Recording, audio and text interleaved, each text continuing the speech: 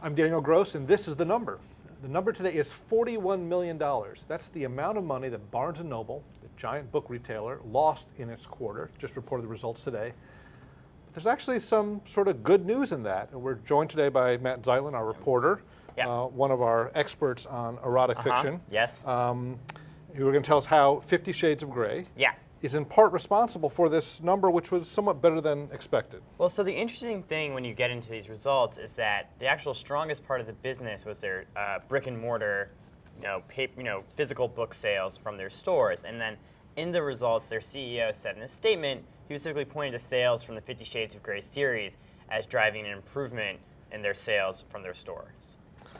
And so one of the interesting things about this is that borders disappeared. Yes. So if you're a person who's interested in going to a big box retailer and walking out with a copy of a book, you have fewer places to go. There are people who like to do that, so their same-store sales were up. Yeah, so Barnes & Noble is kind of like the last man standing in the kind of the big mega chain bookstore. And if you, in the results, you can definitely see that. Now, of course, the big trend in books is ebooks and ebook devices. Of course. We know that Barnes & Noble has its Nook. Yes. And having that makes it both a manufacturer of electronics and a manufacturer and distributor of electronic content. Yes.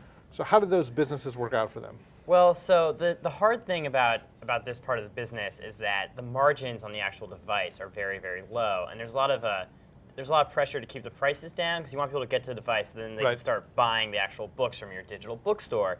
And so in the kind of Nook segment as a whole, revenues kind of stayed flat, and while the sales of the content went up, the revenues from the actual sales of the device went down.